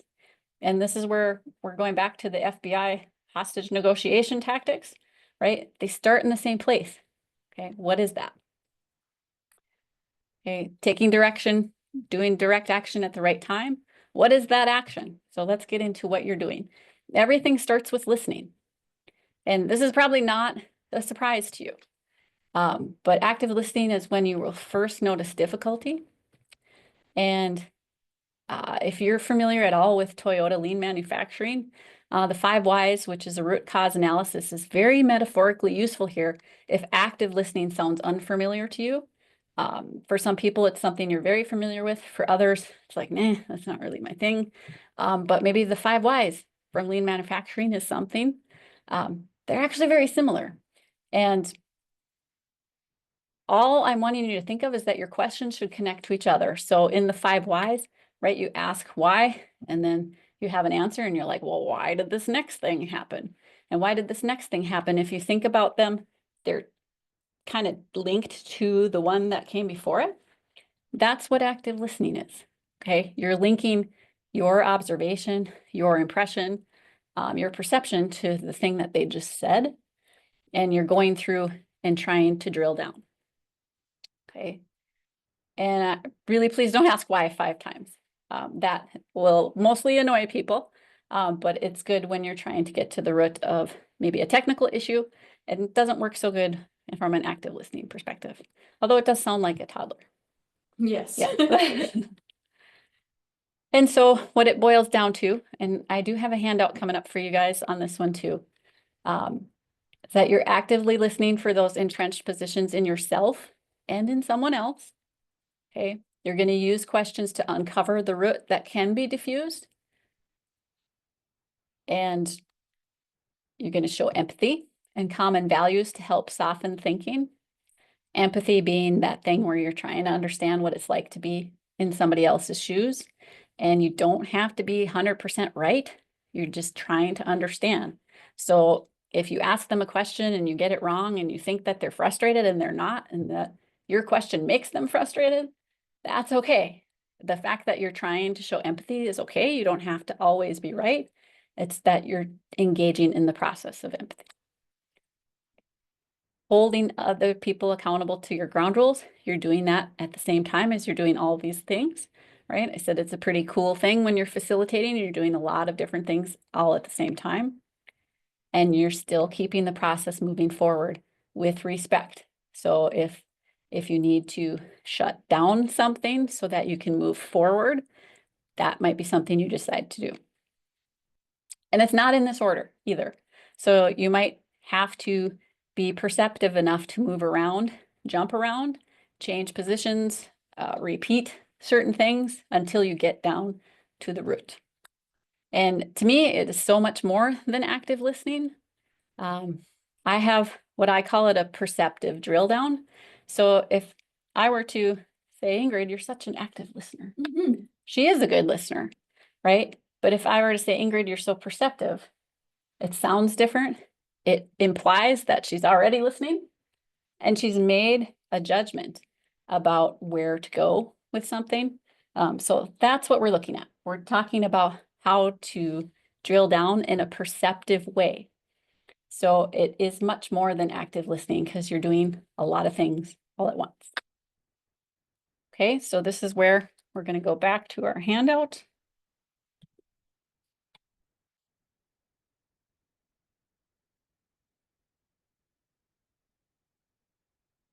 Okay, and so what does a perceptive drill down look like? And so in this handout, we're not going to read it word for word because you guys can do that on your own. Essentially, what I wanted to do is give you an example of a conversation that you can identify. It's color coded.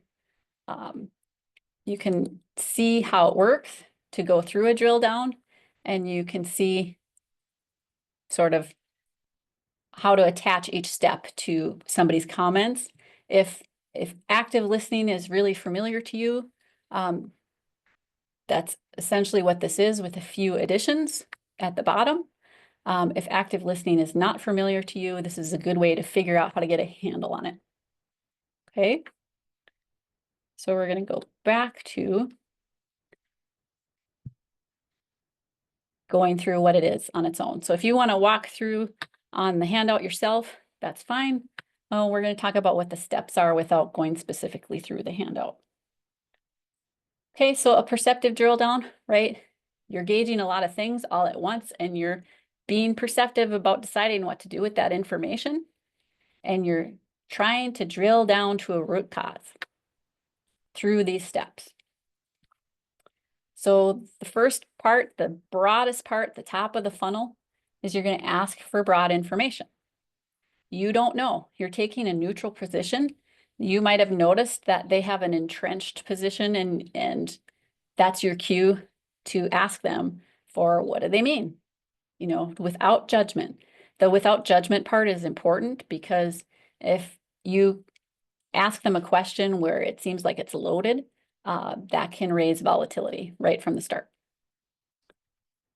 So once they respond, acknowledging feeling behind words, this is very much basics, building blocks of active listening, is to acknowledge the feeling that you're hearing. If that seems unfamiliar to you, it's okay. Remember, I said that you can get it wrong and let them clarify, let them teach you. You don't have to be worried so much about getting it right, but if you're not familiar with the kinds of like how to describe feelings, you might want to ready yourself for that. But you don't have to do this more than once, really, but it doesn't hurt if you do it more. It's just that when you're having a conversation with somebody and you're trying to demonstrate that you're genuinely listening, having empathy for what they're going through and hitting the target for how they're feeling is going to be important. Because a lot of times that's where the power is in diffusing, is if they're frustrated and you haven't quite named the thing that's frustrating them, they might not have the ability to turn themselves down, their own volatility, until you can name that for them, because they might not know, right? So you're helping them figure it out. You're going to keep asking neutral questions. So maybe you know how they feel now. They've acknowledged that they're frustrated or mad, or they feel offended, or maybe they just feel like they're not included. Who knows? It could be anything. And that's the approach that I want you to take in a meeting, is that you can't predict where they're going.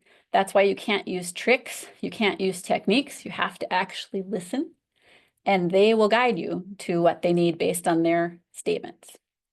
Okay, so you want to stay neutral to try and figure out how to get down to that root issue.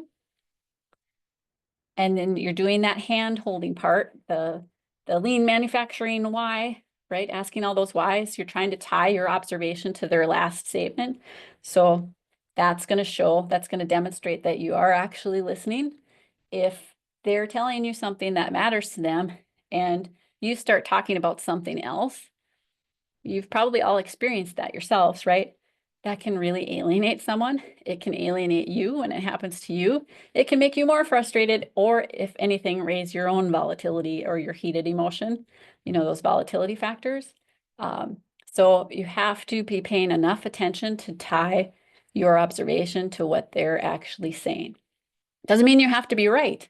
It just means you can't be way off in la la land where they don't really think you're listening because they'll shut down. Okay, next, ask for clarification. So if they say something and you don't get it, just ask, right? I'm not sure what you mean by that. Can you explain, when you say that there's no way we can make this deadline, what do you mean? Because that sounds like an entrenched position to you. So you want to understand how they got there. Like, why are they thinking that? Maybe there are some things that you don't know about that could be a barrier that you could remove if you just understood it better. And then summarizing and confirming as we're going down the funnel and we're getting closer to the root cause. This is where you get to the thing that is causing them to be upset, causing maybe the volatility, and you have to confirm with them that you have it right. So not only do you just say what it is, but you need them to acknowledge it too. So if you're like, I know what it is, and then you summarize it and they're like, no, then you're not done yet. You're not going to keep going down further because you haven't found the root. You just got it wrong, and that's okay. But then you need to go back up in the funnel, ask more neutral questions, ask for more clarification. Those layers in the middle, I'm gesturing, so I should probably be on screen when I'm doing that. Those layers in the middle, you're going to move in and out of those ones. You don't go directly from the top to the bottom. It depends on what they say. You're going to move in and out of that middle range until you get their acknowledgement that you've summarized correctly. And that's okay. Okay, so then this is what differs from active listening. Active listening kind of ends at summarize and confirm. What's different about a perceptive drill down is that as a meeting leader, as a meeting facilitator, you're going to want to demonstrate your support for how they feel. Maybe you have values in common. Maybe there's something that's going on that makes sense to you, that as the facilitator, this is a valid thing that either they need help with, or you have some role in helping to get unstuck. And having that common support means you're in this together, right? They're not out there flailing around on their own where you're just going to leave them abandoned, right? That's why you're there as a group of people, is to get things done together. And then the last step is that you've recognized as the leader that not only do you support them in what's going on, but you're going to help remove a barrier, or you're going to take an action step that moves your group forward. Okay, moves your group forward so that you have that forward momentum, that you as the wrangler, right? You're wrangling the tasks and you're wrangling the process. This is where you're heavily wrangling the process.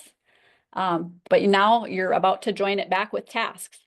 And this is where it goes beyond active listening. Now you're actually drilling down and figuring out what you, as the person who is getting results through other people, needs to do to keep your momentum going forward.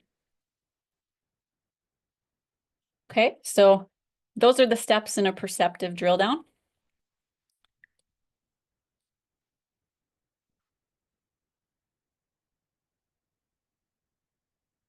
Okay, so what do you do if you find yourself faced with escalating volatility? Okay, so this is where I talked a little bit about picking your battles, and is the person actually open to your influence? So situational awareness is going to be important. You're going to need to be paying attention. Okay, can't be in those early on basic facilitation mistakes that we talked about where you're on the lazy river, right? Things are just getting done by accident and happenstance, right? You need to be plugged in and paying attention, because if your volatility is escalating, this is where you don't want to get surprised with the red line. Don't take the bait. There are going to be opportunities for you to either respond back with your own entrenched position, or to get offended, to respond angrily. There are lots of reasons why you could take the bait. This is where you're putting those concrete boots on, right? You're not letting whatever they're trying to do to get you off kilter work.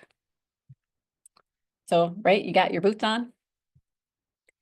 And what you're wanting to do is to have an act softly plan. And this is right out of the FBI hostage negotiation too, which I was surprised that we have this in common. But your act softly plan is essentially what we talked about through perceptive drill down and responding in an empathetic way.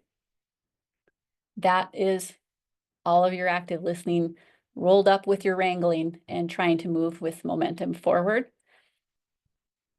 And you're going to want to have a show of force plan. So if your act softly plan doesn't work because they're not open, then you need to have a show of force plan.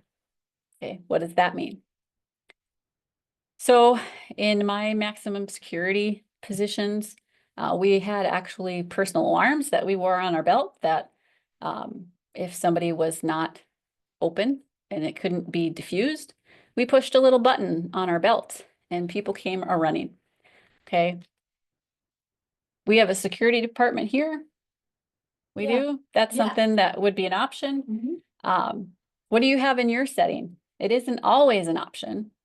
I think, you know, if you even just having Mhm. other people be aware that this Mhm. meeting this might go sideways. Mhm. If I need you, I might call you in. Yes, you might have a different team respond first before you contact security. The point is that you want to plan it in advance so that if you know that your act softly plan, right, is falling on deaf ears, you've done all the things that you can do, you've drilled down and you're just going back and forth and back and forth and back and forth and they're escalating no matter what you do. You need to have a show of force plan. And this is where you go back to the anticipating and figuring out what will we do if this happens, because now you're implementing what you decided you would do. Okay. And could your show of force plan just be like, I'm sorry, but you need to leave? Could that be part of your Absolutely. plan? Yes, absolutely. And that's where understanding the consequences of what some of the violations of ground rules would be, what warrants that you're going to escort somebody out. And it could be just as simple as you speak rudely to us more than once, and we're going to interrupt you and escort you out. It just has to be clear, and you guys need to follow it all at the same time. And again, you know, like Lori said before, this is going to be unique to whatever you're meeting. I've definitely been in some construction progress plans where people got real heated. There was a lot of swearing, there was a lot of name calling, there was a lot of screaming at each other. And it didn't warrant any kind of show that is how conflict was handled. Everybody calmed down by the end of the meeting and everybody was friends after the meeting still. You know, it worked through. So this doesn't necessarily mean the same rules for every single thing. But you might have like a public meeting where, yeah, maybe we would like to have some security or something there in case people get really heated. Absolutely, because when you have rapport with the team, you push each other a little bit more. You can push each other to the edge without being like ruining the relationship, right? You value that feedback and go back and forth, and that's healthy. In a public setting, you don't have that rapport. You don't have that underlying agreement to like, we're just going to go at this and we'll be fine at the end. You don't know what they're agreeing to, and you don't want to assume that you do. So that's why you want to be explicit, and you want to have tighter ground rules for those types of settings where you can't control how that person is going to show up, but you can control how you respond to it. And one of the other things that you need to know is your own personal barometer for volatility. So if you have come to recognize that the hotter it gets, the more panicky you get, the harder it is for you to keep those concrete boots on, that it really disrupts your life when you go home, that's okay. You need to know that, and you need to say that to someone. So if you're planning for a meeting where you're anticipating there's going to be high volatility and you're coming up with some good responses and you're doing it as a team and you know what to say, but you still feel like that you're not going to be able to handle it, you need to say something. Okay, so that in the moment, the people can count on you from your team.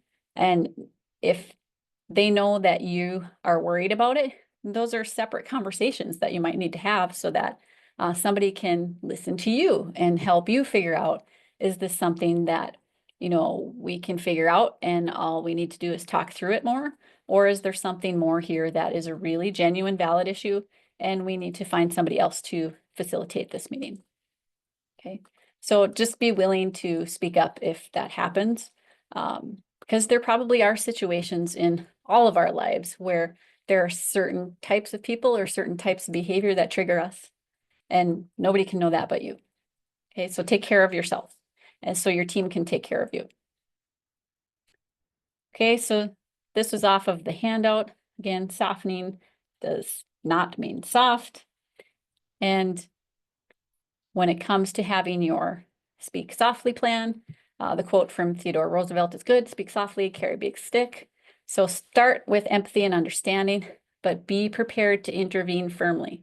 So you're going into the meeting room, right, with both of those at the same time. So when you get to the end, right, you've completed the meeting. Now we're going into post-meeting skills. We're going to talk about, what do you do now? There are effective debriefs that can help you recalibrate at the end of a meeting. Okay, what does that mean? You're going to want to assess if you made it into your goal window, right? Did you meet your minimum objective? Did you sort of like knock it out of the park? If you met your minimum, you're good, right? You're safe. You have your forward momentum. You're going to want to document any additions to those ground rules. It's a living document. It's not stagnant. It's going to grow with you. You're going to want to follow up on any outside conversations. If there was disruptive behavior, it might warrant something that wasn't timed right to have the conversation in the meeting. Maybe you need to follow up with somebody outside that meeting. You're going to want to identify any other barriers that came up that need to be managed further because you just didn't have time. You had to keep moving forward. And you're going to want to figure out how to be the keeper of that horizon view. All that means is, where are you going, right? You're the one who has to keep your eyes on the prize down the road so you can wrangle yourself there. And after you've completed your meeting, you're going to be like, okay, what kind of progress did we make? Now, how do I get from where I am to the next place in the next meeting? You have to hold that view for the group because they're probably all over the place somewhere else. And then the last skill for after the meeting is to consider how to increase your own dexterity. So you are really doing a lot of improv as a meeting facilitator. You're having to do a lot all at the same time. Were you flexible enough? Is there something you would want to do differently? You know, how would you provide a path back to somebody after you had to enforce a ground rule or consequences? You know, when is it appropriate to provide a path back? Consider how frequent their violation is, right? Did they escalate and get brought back down quickly? Were they open? Or is there something bigger there that's coming out in this meeting that you need to have a one-on-one with them later? The other thing that, don't forget, just shake it off, right? There are a lot of things that happen in meetings that when it's difficult, it's going to affect you. Even if you have those concrete boots on, you know, just recognize that you might need to shake it off afterwards. And then a simple way to provide a path back is in the next meeting is just to acknowledge to the group that you value a path back. And that's why this person is back, right? Because as a group, we might make mistakes, but we accept that we're trying to support each other in growing, and that this is the path back. Okay. And then your efforts to remedy a bad choice can be supported as that path back. So if the person remedies the bad choice, that is a good example. If they're still kind of stubborn and they're stuck, and you're going to need to have that one-on-one with them before you bring them back for their path back. Really depends on the behavior. Okay, so in summary, for all the things that we talked about today and all those different areas of where you have the potential to influence, we talked about anticipating barriers beforehand. You know, will there be pushback? Setting sufficient structure so that you know where the edges are, and building ownership into the group. So it's a we, not just a you trying to do this on your own. You're driving for goal attainment in the meeting, you know, you're recognizing those disruptive behaviors as early as possible without taking a position that's really super rigid yourself. And you're taking those direct actions to contain things so you can be a change agent instead of just somebody who's pointing out that somebody's doing something wrong. Then, of course, afterwards, recalibrating, keeping that horizon view, and figuring out what can you do better next time. Okay, so I would like you guys to consider right now where are you strongest in your meetings now? Is it before the meeting? You do awesome at that. Is it in the meeting? You really rock and roll? Or is it afterwards? You're good at figuring out what you did and what you could improve on.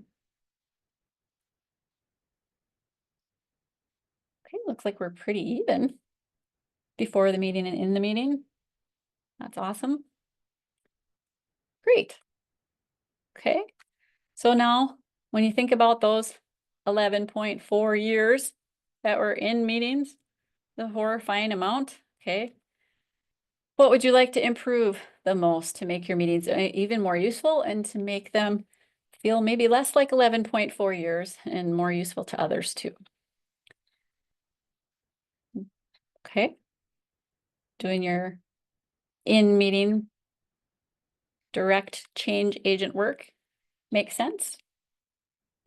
Lots of opportunity to improve. Okay, thank you for that. So if you remember, my goal today was to condense down what works when you're navigating difficult situations. If you forget everything else, right, I'm going to really condense it down. If you forget everything else, don't forget about wrangling. You have two things that you're doing at the same time, the what and the how, the Pac-Mans and the invisible square, right? You got a lot going on when you're a meeting leader. And if you forget everything else, you can work smart and prevent a lot of the volatility by anticipating pushback, by intervening early, and using your perceptive drill down. Okay, so keep that in mind, that there's a lot to absorb here. You don't have to do it all at once, but if you remember these three things, you're going to be pretty good. Okay, so today you might have come in, been like, about conflict. I hope maybe by now you're like, of course we had conflict. That's just normal, right? Or maybe you're like, of course, bring it. I can handle it. I know more what to do now. That's my hope. And then if you really are serious about bringing it, I invite you to consider ways to build your versatility even more and to exert your influence more. I have another training coming up that is about social styles. We don't have it scheduled yet, so just know that it's not on the calendar yet, but sort of keep it in your back pocket if it interests you. It's really about how to adapt and adjust your behavior to effectively interact with others. And it gives you more specifics about what to say and how to address what to say. Okay, the fun part, I think, is that you get to take an assessment for your own personal style. Okay. So thank you guys for your time and attention today. I hope you got some benefit out of this. And are there any questions before we close and give you the certification link? So I have dropped the certification link into the chat. I encourage you to do that right now. You do have some time to do it. The link will be active for a while, but I encourage you to do it right now while you're thinking about it. Lori, we do have a question in the chat that one of the things that people are noticing is that these tips work really great if everybody in the group is open, but if you've got a naysayer to the start of the you know, if you got a naysayer to ground rules or one of the very first steps, you can't be the only person who wants this to happen and wants to make your meetings better. Do you have any ways to kind of get people on board with that? I think the 11.4 years worth of meetings is pretty powerful. You are all in those meetings together, right? I would recommend maybe sort of directly leaning into the naysayer and doing your perceptive drill down and trying to understand why they have that opinion, right? There might be something there that's a valid issue, and see what you can do to recognize what's in the way. Because if you can't name it, you're not going to be able to resolve it. And it's just going to sort of hide there in the background, even if you go forward with figuring out ground rules. So it might be good for you to have that courtesy meeting with that person to see if you can uncover more and see if you can get some buy-in, some common ground of value that you might have in common that makes it so that, maybe you should just try, see what you can do to just, how could this benefit our team, and see if they would buy in that way. Okay, but thank you for that question. Yeah. And Laura did mention the class that we did last week as Mhm. well. If you're interested in that and you missed it, just send an email to ctt@mtu.edu, and we're happy to send out the recording and the Mhm. slides and all the info for that one as well. So hopefully between the two of them, you can make those 11.4 years a little bit less painful. Oh, that's my hope too. And it really is a good balance between the Pac-Mans and the square, right? It puts them both together. It's both sides of the coin. If you haven't experienced that webinar yet, it's a good way to integrate both together. Okay. And if you found this really helpful, and you're like, gee, I wish some of my coworkers would maybe learn this information too. Lori's doing this class again on April 1st, and there's still, lots of time to sign up for that class, and we encourage you to do that as well. Absolutely. And it's April Fool's Day, so it's easy to remember. Right. Okay. Right. Yep. And then the other piece of this too is that I did put that link in the chat still. Please fill that out. If you've filled out the link and you're all set, then you're free to go. Thank you for attending today. We do really appreciate your time. And if you still need a little time or the link isn't working or you're having any issues, let us know and we will work that out for you. But thank you so much. Yeah, we're going to hang out here in case anybody has any trouble. But thank you again for your time, and let us know if you have any questions later too. You're welcome to email us Yes. at the ctt@mtu.edu, and they will forward it to Ingrid. They will forward it to me if you have a specific question. We're always happy to answer. Yes. Okay. Thanks, everybody.